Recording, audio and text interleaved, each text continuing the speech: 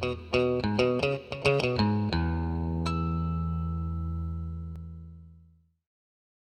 and Grüß Gott. On this video we're going to be replacing the rear taillight from a 1997 Toyota 4Runner. This is the domestic version taillight made by Koito for the US market. And we're going to install a 2001-2002 Koito taillight that is, this comes from actually from Japan. This is off a Hilux Surf, but we believe it's also the same as a 2001-2002 domestic version as well, because it has DOT stamps on it.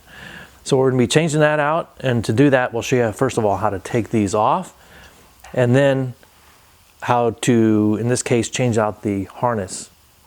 Okay, so to get this rear taillight off, you take out two 10mm bolts that have built-in washers.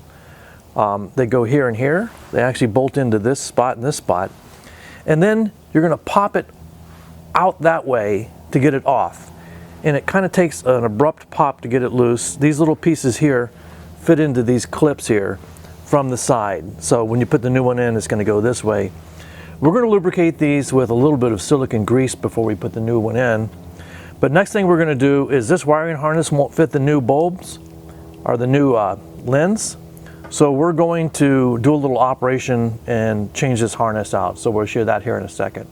Okay, if you are changing out the wiring harness, to gain access, you're going to have to get into this panel. To do that, you have to pull this trim piece off here. And then before you put this trim piece back on, you're going to want to lubricate each of the little push-in tabs with some Krytox grease or some O-ring grease. Then you're going to have to carefully pull this part loose after you take out this piece right here, which is up in here. And that'll give you access to the part here, and you need to use a 10mm wrench to get in there to take the ground wire loose that goes to this harness. So we're going to get that replaced, and then we're going to come back. So the new harness comes with a new feed-through grommet. So I've put some Krytox O-ring grease around here. You can use any O-ring grease. I put some around here as well, so this will make it slip in easy. Also, on the middle light bulb, you may have to modify the tab slightly. You may have to chop a little bit of it off so that it will fit properly into the socket. So we're going to get all this installed here, and then I'll show you how to do the final assembly. One thing you have to do is you're going to have to transfer these little rubber pieces over from your old taillight to your new one. You can't get these from Toyota separately. And then the bulbs, you want to wipe them down with alcohol to make sure there's no fingerprints on them as you install them.